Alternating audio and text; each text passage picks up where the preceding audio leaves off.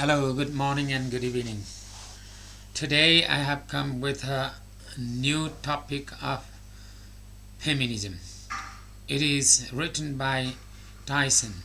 It is second slide. And the topic is getting beyond patriarchy. Right? So let us go towards the idea of the topic. Feminists have long puzzled over the problem of getting beyond patriarchal programming and have offered many different solutions. For example, one way to deal with our apparent entrapment within patriarchal ideology is to consider the possibility that no ideology succeeds in fully programming all of the people of all of the time, right? Every ideology has points of self contradiction, of illogic that permit us to understand its operations and decrease its influence. For instance, is Mary Wollstonecraft resisted patriarchal ideology in 1792 when she wrote a Vindication of Rights of Women. That is her book. Vindication of Rights of Women. That is her essay. And in the same way as Virginia Woolf resisted patriarchal ideology in 1929 when she wrote A Room of One's Own. And in the same way, Simone de Beauvoir resisted patriarchal ideology in 1949 when she wrote The Second Sex. And the feminist theorists continue to resist it today. This is how patriarchal ideology has been rejected, has been resisted by many authors, by many feminist writers, as Mary Wollstonecraft, Virginia Woolf, and then Simone de Beauvoir, and even other writers, by writing their different concepts with different topics like vindication of rights of women, rooms of one's own, the second sex, and so on. Right? These ideas are still there in the form of resistance. So, beyond patriarchy means how we can feminists think that how feminists can go beyond the patriarchal system, beyond the concept of patriarchal domination, right? It might be more useful to look at our relationship to patriarchal ideology as a dynamic situation. We must constantly struggle to understand and resist the various ways in which patriarchy dictates our lives, although we cannot always see all the ways in which it does so. This is how writer Tyson has brought her views. Individually and collectively, we will move forward in some areas even as we remain static or backslide, in other words, but we must continue to move forward to understand and resist patriarchal ideology wherever and whenever we can. Many feminist theorists and literary critics believe we should be especially cautious about using frameworks that are themselves patriarchal, such as psychoanalysis and Marxism. Such frameworks are considered patriarchal because they embody various elements of patriarchal ideology, right? Freud believed that women suffer from what he called penis envy. That means women especially do have the envy of sexual organs because they do not have that penis, right? And that they tend to see their firstborn son as penis substitutes to make up for their own lack. When they have the son, they think that they lack something and they envy about it. Despite Marx's insights into the ways in which economic forces determine the lives of both sexes, He failed to realize the ways in which women have been oppressed by men despite their economic class. Marxism can be used to help us understand how economic forces have been manipulated by patriarchal law and custom to keep women economically, politically, and socially oppressed as an underclass. That means Marxism focuses only about economic class, and it has presented that patriarchal law, patriarchal custom always keeps the women economically suppressed, politically oppressed, and socially oppressed as underclass, and women do not get political rights, economic rights, and social rights within the patriarchal system. So women feminists think that they should go beyond the patriarchal system. Out of the patriarchal system, they should develop their own system to function well in the society and to establish their own identity. Right?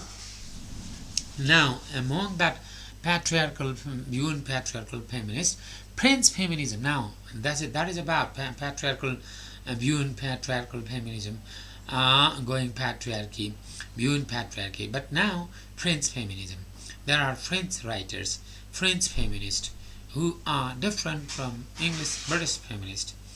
Additional strategies for getting beyond patriarchy have been offered by French feminists. So French feminists do have their different attitudes, different strategies how to go against patriarchal system. Like American feminism, French feminism is diverse, means different. They do not have one solid view. It consists of many different points of view. Right? Also, like American feminism, French feminism believes in the importance of social and political activism in order to ensure equal opportunity and equal access to justice for women. Right? French feminist believes that there must be equal opportunity and equal access to justice for women in social and political activism. Women also must become politically active. They must become socially active. And this system is similar, this belief is similar with the American feminism, with the concept of American feminism, right? French feminists have tended to focus more strongly on the philosophical dimension of women's issues than have British and American feminists, although French feminist theory has become an increasingly visible presence in Anglo-American feminism. Anyway, French feminists have focused more strongly, right, on the philosophical dimension of women's issues than the British and American feminists.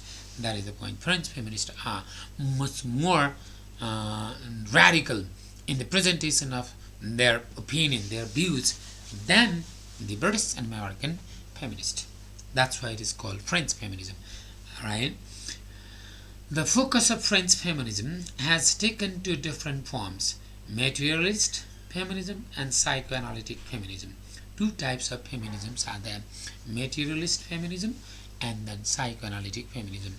The first form is interested in the social and economic oppression of women, while the second concentrates on women's psychological experience. Right? First means material feminism focuses mainly on the social and economic oppression of women, but psychoanalytic feminism focuses or concentrates on women's psychological experience. Women do have different psychological experience in comparison to the men. Right? So these two different forms are the main points of French feminist focus. Right? French feminists are also concerned with the ways in which women's social, economic, and psychological experiences are connected. Social experiences are connected, psychological experiences are connected of women, economic experiences of women are connected, and see, these concerns are mainly in the focus of French feminists.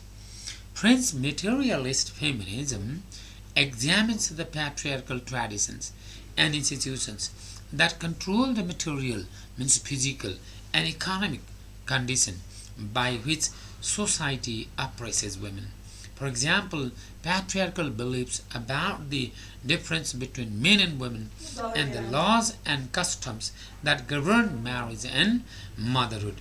That means patriarchal beliefs is about the difference between men and women and difference between the laws and customs that has governed in the marriage and motherhood, because motherhood is the outcome of patriarchal system, marriage is the outcome of patriarchal system, and these patriarchal systems generally suppress women in the society economically and socially.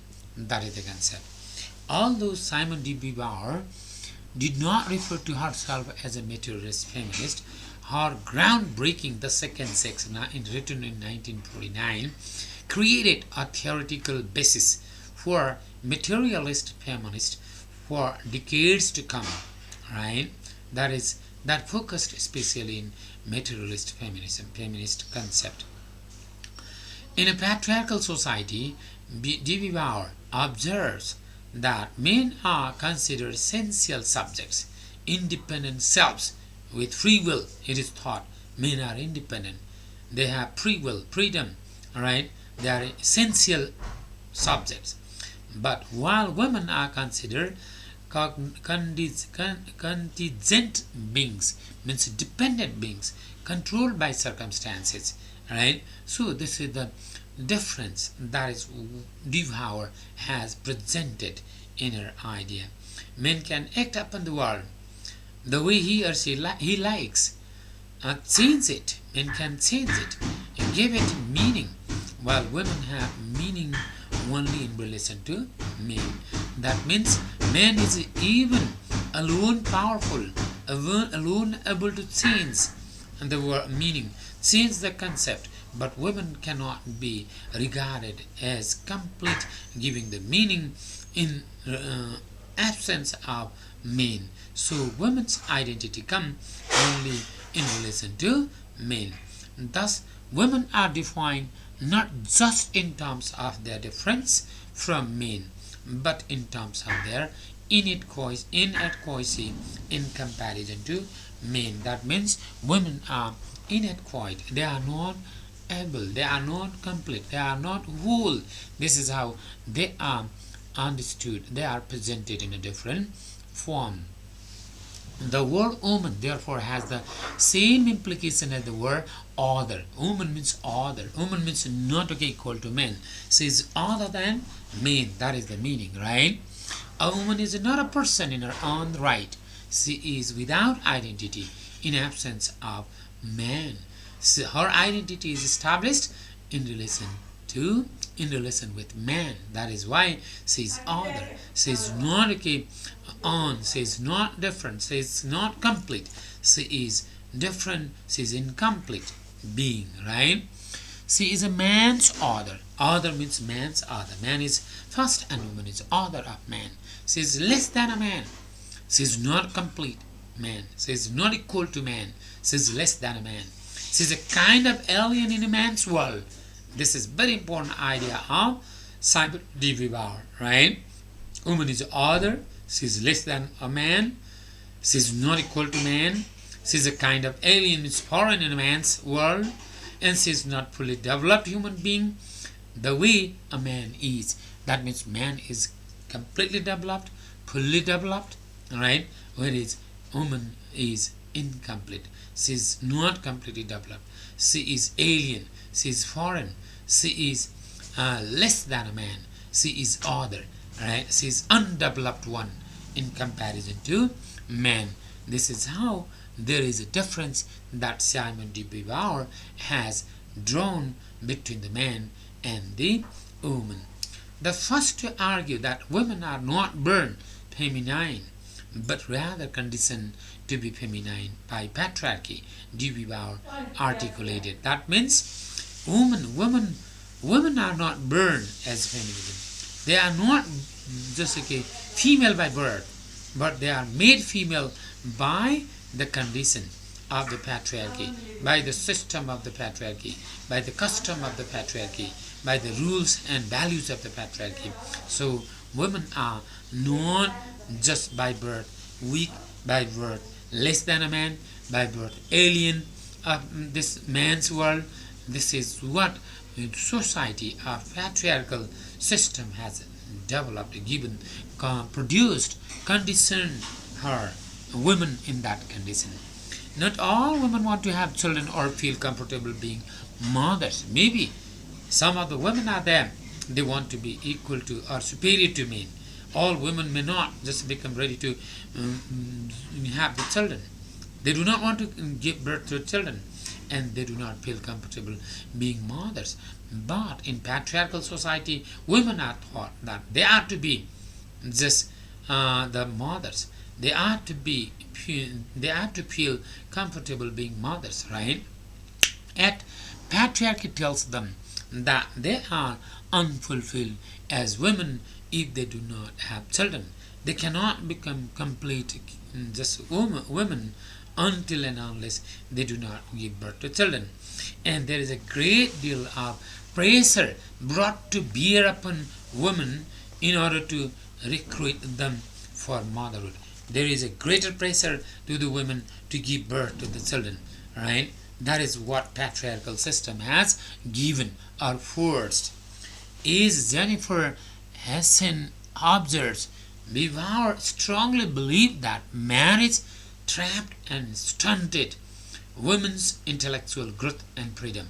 This is what Jennifer has observed, that Simon D. Bhawani has strongly presented that women's intellectual growth, women's freedom is completely trapped, completely controlled, completely just curtailed, right, and suppressed and oppressed, stunted because of patriarchal system.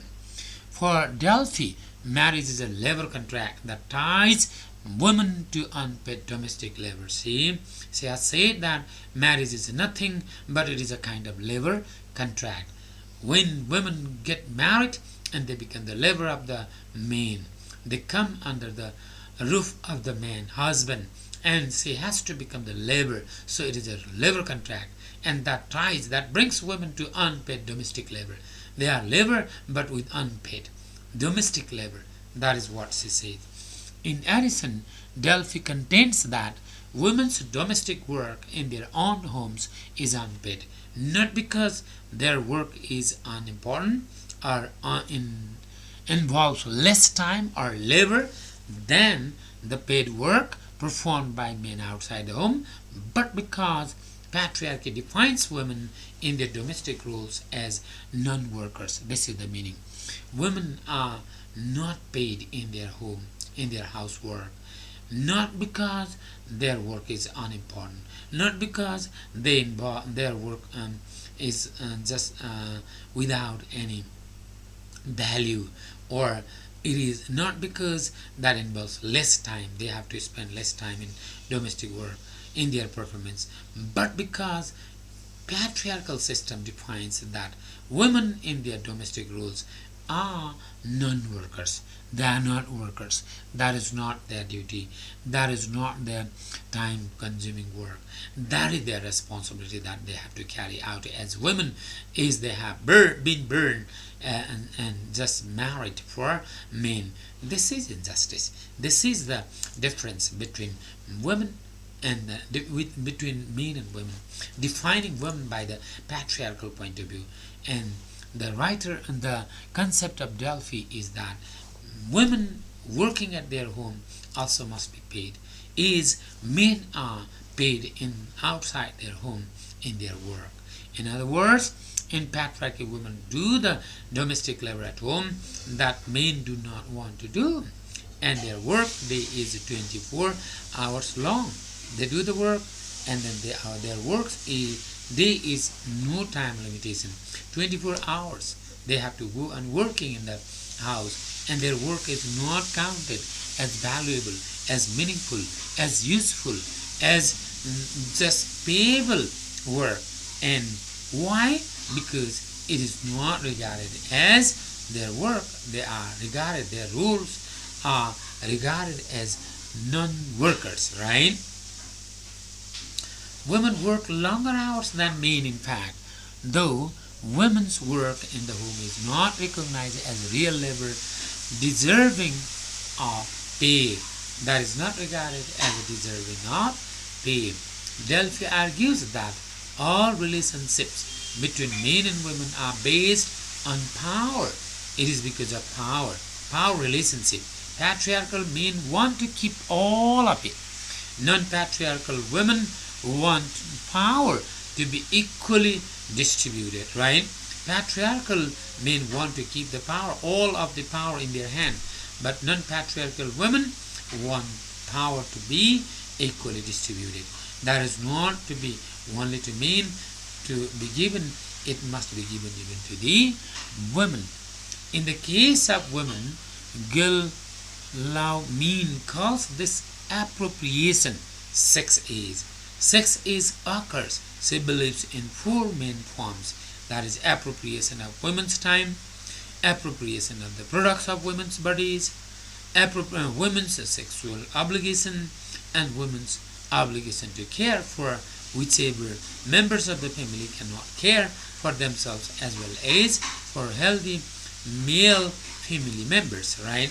Unhealthy, right? Okay, this is the point. These four conditions are specially for women that they have to carry out. As Gillumin observes, the marriage contract puts no limits on the time wives or any other women living in the family, such as daughters, aunts, grandmothers, will have to work, and specifies no holidays on which they do not have to work. They do not find any holidays, they do not find any just days in which they do not have to work. In some cultures, women's hair and even their milk are sold by male members of the family. The number of children a couple will have is decided by the male, not by the women. And the children are still the legal property of the husband, but children are not the legal property of the wife. Women's milk, breast milk, is sold, right? And even the hair of the woman is sold by the male members in some of the cultures. And how many children the woman has to give birth is decided not by the woman but by the male members, right? By the husband. Women's sexual obligation to men occurs both in marriage and in prostitutions. For Gilliman, the primary difference between the two is that time limits are placed on men's use of prostitutes. Even male members are prostitutes, and there is a time limit for male members of prostitutions, whereas he must pay for the specific acts he wants, right? But in female, there is no time limitation about the prostitution, right? Although the caretaking of babies, children, the elderly, and the sick is sometimes carried out by paid workers, who are usually women, the overwhelming majority of it is done by unpaid female family members, or in some cultures by unpaid female religious workers such as nuns. Nuns do not have the payment. They have to carry out without their work, their duties without paying or being without getting any salaries. A woman cannot be liberated in any meaningful way if she does not know that she needs to be liberated. That is the idea. Women cannot be liberated in any meaningful way if she does not know that she needs to be liberated. So women must know that she needs to be liberated. Helen Sexus argues that language reveals what she calls patriarchal binary thought, which might be defined as seeing the world in terms of polar opposites, one of which is considered superior to other, right? Okay, man is regarded as superior to women. Patriarchal thinking believes that women are born to be passive, while men are born to be active because it is natural for the sexes to be different in their ways. So patriarchal thinking is that men are to be always active, men are to be always powerful, they are to be born active, and it is natural, right, for the sexes to be different in this way. But women are to be inactive, they are to be passive. Thus, if a woman is not passive, she is not really a woman. That is a definition of patriarchal concept. Of course, it follows that women are naturally submissive to men, that men are natural leaders, and so forth. Women are not natural to become leaders, to lead the society, right? Six believes that beliefs best expresses itself in writing is called écriture feminine, that is feminine writing. She pleads that writing of the female should be different, and should be different language, different gestures, different symbols. Even the speech must be different from the male language, right? Women do not speak as active originators of their own thoughts. That is their belief. Similarly, Luce Irigaray suggests that in a patriarchal culture, and much of women's subjugation occurs in the form of psychological repression enacted through the medium of language. Psychological repression and oppression is enacted through the medium of language. Similarly, Luce Irigaray suggests that in a patriarchal culture, much of women's subjugation occurs in the form of psychological repression enacted through the medium of language. This line is repeated perhaps. Women do not speak as active originators of their own thoughts. This is also repeated, right? Rather, they passively imitate previous spoken ideas. They are not the originator. They do not have their own thoughts. Their thoughts are the thoughts repeated from the previous speeches. Patriarchal power is also evident for Irigaray in what many thinkers refer to as the male gaze. The man looks, the woman is looked at. That is the difference. Man is there always to look woman, and woman is always to be looked at. She is not to be just looking at, right? And then the one thus in a patriarchy, women are merely tokens, makers, commodities in a male economy, right? In other words, women function today to display men's relation to other men. In short, patriarchy is a man's world. Men invent the rules of the game.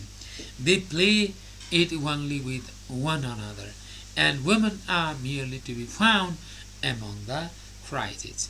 For Kristeva, Julia Kristeva, the feminine cannot be defined because there are as many definitions of the feminines as there are women's, right? We can know this about femininity. Kristeva asserts it is marginalized, oppressed. Women are marginalized, women are oppressed, just as the working class is marginalized and oppressed. Women are compared with the working class women who are marginalized and who are oppressed, right? Kristeva maintains that women and men can get beyond the patriarchal language and patriarchal thinking by seeking access to what she calls semiotic dimension of language, right? This is one called French feminism. Now, multicultural feminism. What is multicultural? There are different types of feminists of the world. They are presenting their different views. So it is called multicultural feminism. Awareness of one's own subjectivity has become especially important as white, middle class, heterosexual feminists who have always held the most visible positions of leadership in women's movements in America are finally recognizing the ways in which their policies and practices have reflected their own experiences while ignoring the experiences of women of color, lesbians, poor, undereducated women both in America and throughout the world. Patriarchy operates differently in different countries. There are significant differences between patriarchy in the United States and patriarchy in, say, India, Mexico, and Iran. So patriarchal system also differs within the country, within the continent. In Mexico, there is a difference patriarchal system. In India, there is a difference in patriarchal system. In Iran and even in America. So African American feminists have been especially helpful in revealing the political and theoretical limitations inherent in white mainstream feminist neglect of cultural experience different from their own, right? A black woman is oppressed by patriarchy. Black feminists observe not just because she's a woman, but because she's a black woman. A category that has been defined historically in America as less valuable than the category of white woman. Black women are oppressed more by sexism than by racism. That is the difference. Feminist criticism analysis focuses a good deal on the enormous role played by gender, that is, by society's definition of femininity and masculinity in our daily lives. This is queen theory. There are queer theory, lesbian, gay. Queer criticism has brought a good deal of attention to gender issues over the last several years by raising questions concerning our society's heterosexual assumptions about sexuality and gender. For example, its assumption that males are naturally masculine and that females are naturally feminine. Sorry. It seems sociological then that gender has emerged as a field of study in its own right, devoted to these and to all other topics pertaining to gender. Aggressive behavior in male is generally considered an instinct rather than product of such social factors as upbringing, psychological dynamics in the home, exposure to dangerous environment outside the home, and the like. Of course, women are still much more involved in childcare than men, and women who take care of children report that they experience both a great deal of pleasure and a great deal of irritation in caring for them. It is interesting to note, however, that men who spend a great deal of time caring for children often report similar responses as that of women. So it focuses that there should be there should be equality between the men and women.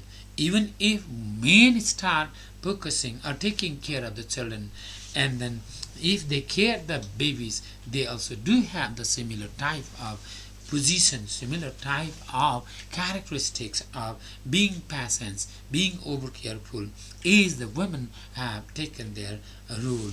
It is not the by birth this difference, but it is by the society, by the culture, by the norms these differences have been established. This is how the writer has presented the difference between male and female, especially in getting beyond the patriarchal system. Thank you.